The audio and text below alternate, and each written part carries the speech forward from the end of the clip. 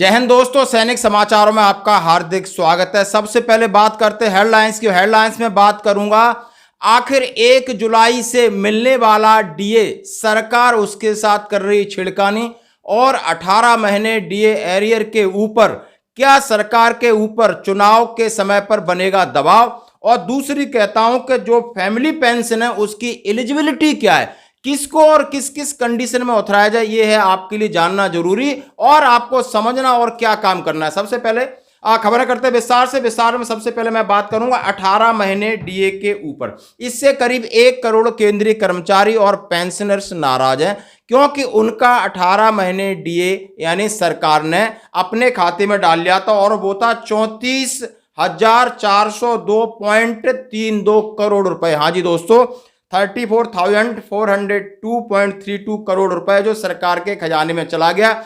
लेकिन सरकार ने यह कहा था ये डीए बाद में रिलीज किया जाएगा। इसके लिए केंद्रीय कर्मचारी और पेंशनर्स लगातार सरकार के ऊपर दबाव बन रहा है। माननीय सुप्रीम कोर्ट में मामला लेकर के गए और लोकसभा राज्यसभा में भी इसका मामला उठा कि आपकी ग्रोथ रेट सही है और सरकार के पास कोई प्रॉब्लम नहीं है, तो जो कोविड के टाइम का है वो सब सही हो गया है, तो केंद्रीय कर्मचारियों को रिलीज किया जाए। लेकिन अब इसके ऊपर चुनाव के समय दबाव बनाने की तैयारी हो रही है, जैसा कि खबरें निकल के आ रही हैं।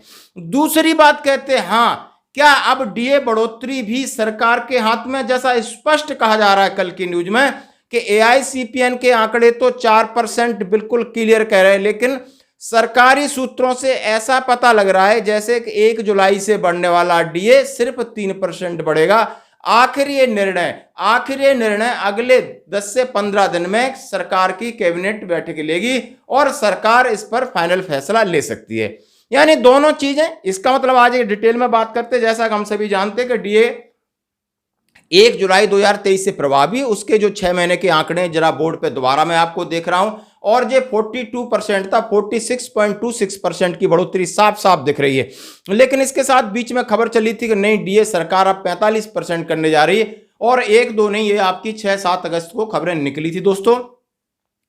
हर एक न्यूज चैनल ने चलाई थी, चाहे छोटा बड़ा हो, प्रिंट मीडिया, इलेक्ट्रॉनिक मीडिया, लेकिन सरकार की मंशा आखिर क्या है। उसके बाद फिर एक बात पुष्टि हुई कि नहीं, एआईसीपीएन के आंकड़े करेक्ट 4% बढ़ोतरी की ओर इशारा कर रहे हैं, ये पुख्ता है, इसमें कोई छेड़खानी नहीं हो सकती। लेकिन सरकार के हाथ में है कि सितंबर यानी अगले महीने वो कैबिनेट की बैठक में ऐसा फैसला ले सकती है जो कि हमारे लिए निराशाजनक हो। यानी केंद्रीय कर्मचारियों को फिर शायद किसी न किसी एक गलत चीज का सामना करना पड़ेगा और इसके लिए सरकार को भी चुनाव में भुगतना पड़ेगा। दोस्तों आगे बढ़ते हैं एक इंपॉर्टेंट खबर की तरफ। शायद आप सर्विस में रहते हुए नहीं पता होगा, लेकिन अब पता होना जरूरी है कि यदि आप सर्विस पेंशन लेते हैं, फिर उसके बाद फैमिली पेंशन का हकदार कौन कौन है। यानी आपके फैमिली में कोई ऐसा है जो आपके अलावा पेंशन का हकदार है, वो सेना में रहते हुए हमें पता नहीं। अब जब सोशल मीडिया या बहुत सारी खबरें, बहुत सारे चीजें हैं एक दूसरे से शेयर करते हैं, तो उसमें कहा है कौन कौन है। Unmarried daughter of ex serviceman is eligible for family pension after demise of ex serviceman and his wife in respect of their age till marriage she is eligible for family pension. उन्होंने कहा है यदि पति पत्नी दोनों गुजर जाते हैं तो उसकी अनमैरिड डॉटर है वो पेंशन की हकदार है जब तक वो शादी नहीं करती, पहली condition.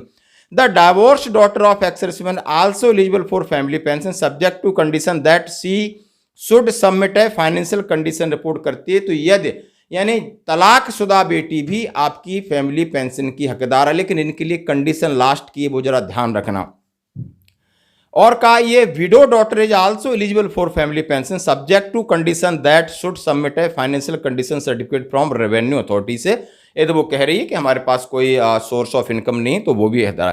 Disable children of ex serviceman also eligible for family pension for disable children. आप समझ सकते हो, यदि आपका अपंग बच्चा है वो भी फैमिली पेंशन का आजीवन हकदार है। Part 2 order is must, you should submit the disability certificate from MHA medical board.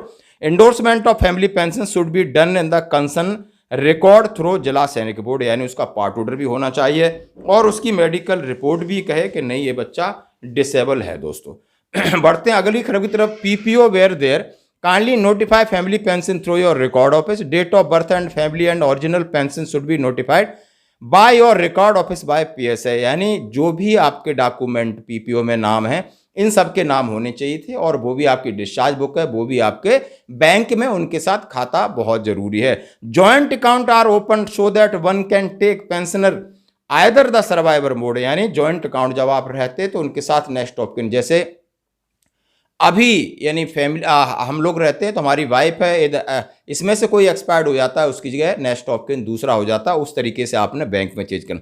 It will very easy for bank open to joint account family pension otherwise facilities of your ATM. Some pensioner think they open a joint account, everything is finished without noting the name of the family pension in the PPO, which not correct without notifying the correct name of the spouse. The bank public spouse will not be family pension even in the joint account is there in the bank. Please note the above point too easy to get family pension। दोस्तों कुछ लोग family joint खाता खुला के निश्चिंत हो जाते हैं, लेकिन ऐसा नहीं है, आपने कुछ चीज़ें चेक करनी है जरा इसके ऊपर। ये एक पीडीएफ है, मैं आपके साथ जरूर शेयर करूंगा। क्या प्रीवियसली आफ्टर रिटायरमेंट, आप जैसे ही फौज से रिटायर्ड होते हो तो आपका काम है, आपका जॉइंट अकाउंट है या किसी आपके बच्चे, उनका करेक्ट नाम, correct date of birth, correct Aadhaar number, सारा चीज़ आपके फैमिली जो बैंक के रिकॉर्ड है या आपका सर्विस रिकॉर्ड है, आपका पीपीओ, सब में एक जैसा दर्ज होना चाहिए।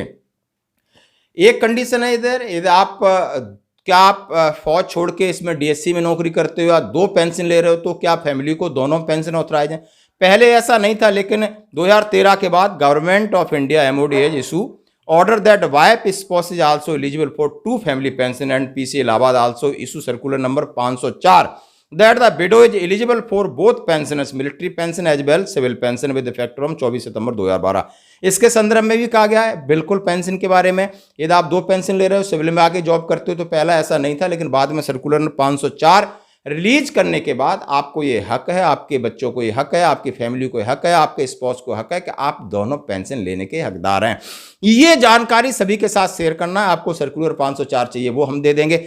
कोई भी जानकारी आप अपनी एक फाइल में लगा के रख सकते हो कि जीवन है, जीवन चक्र में किसी के साथ कुछ भी हो सकता है। दोस्तों now even many ex-serviceman and बेसो ex-serviceman are not aware of the above rules, therefore kindly given wide publicity among most ex-serviceman and their families on those important ruling.